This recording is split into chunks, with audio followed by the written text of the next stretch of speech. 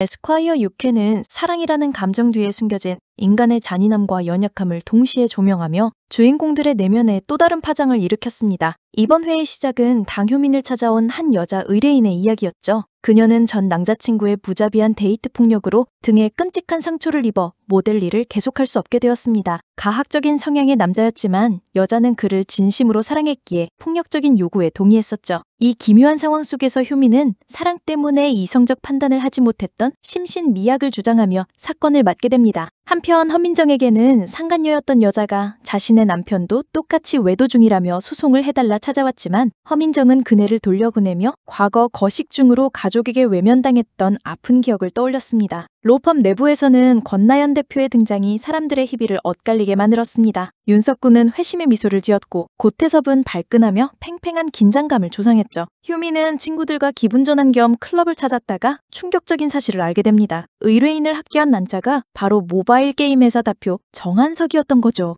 효민이 분노를 억누르려 했지만 정한석은 그녀에게 묘한 행미를 느끼며 리엔서의 변호를 의뢰합니다. 동의하에 촬영된 가학적 영상이 증거로 있다는 사실이 알려지자 의뢰인은 소송을 끝내고 싶어 했고 결국 치료비와 법률비만 받는 조건으로 사건은 조용히 마무리되었습니다. 그럼에도 여자는 마지막에 남자에게 자신의 사랑은 진짜였음을 당당히 말하며 완전한 이별을 해냈습니다. 하지만 이 회차의 가장 큰 킬링 포인트이자 복선은 바로 에필로그에 있었습니다. 윤석훈의 과거 회상 정면에서 그는 전처와 함께 행복하게 로즈마리 향수와 비누를 만들던 추억을 떠올립니다. 이혼 후에도 향수와 비누를 계속 만들어달라고 부탁했었는데 최근 만삭이 된 전처를 만났을 때 임신 때문에 향수 냄새가 역해 만들어줄 수 없다고 말했었죠. 하지만 비누는 보내주겠다고 약속했었습니다. 현재로 돌아온 윤석훈은 전처가 보낸 비누 상자를 열어보지만 갑자기 화가 치밀어 올라 상자째 쓰레기통에 버려버립니다. 그의 마음속에 아직 정리되지 않은 분노와 상실감이 그대로 느껴지는 순간이었죠. 그가 상자를 버리려던 바로 그때 울상을 한 채 그의 앞에 어떤 여자가 나타나며 다음 회에 대한 궁금증을 남겼습니다. 과연 그녀는 누구일까요? 그리고 윤석훈의 마음을 뒤흔들고 있는 이 감정의 정체는 무엇일까요? 여러분, 에스콰이어 6회 보면서 많이 답답하셨죠? 저도 여러분과 똑같이 사이다 복수를 기대했습니다. 데이트 폭력을 당한 여자가 가해자에게 통쾌하게 복수하고 정의가 승리하는 모습을 보고 싶었으니까요. 그런데 결국 거액의 합의금도 없이 정신승리로 끝난 걸 보면서 이게 뭐야? 싶은 마음이 들 수밖에 없었죠. 하지만 제가 곰곰이 생각해보니 어쩌면 이 결말이 우리에게 더 현실적인 이야기를 들려주고 싶었던 게 아닐까 싶어요. 법은 완벽한 정의를 구현해주진 못하고 때로는 감정을 배제한 채 증거와 논리만으로 차갑게 움직이잖아요. 돈으로 모든 것을 해결하려는 가해자의 태도는 바로 그 현실을 보여줍니다. 그런 상황에서 피해자가 소송을 이어가는 대신 내 사랑은 진심이었다고 당당히 말하며 스스로의 존엄성을 지켜낸 것은 법적 승리보다 더 큰 의미를 가진 감정적 승리였을지도 모릅니다. 때론 법으로도 돈으로도 얻을 수 없는 내면의 치유는 자기 자신의 힘으로 이루어진다는 메시지를 전한 거죠. 사랑이 어떻게 사람을 나약하게 만들고 상처를 주는지, 그리고 그 아픔을 어떻게 이겨내야 하는지를 보여주는 가장 현실적인 장치였다고 생각해요.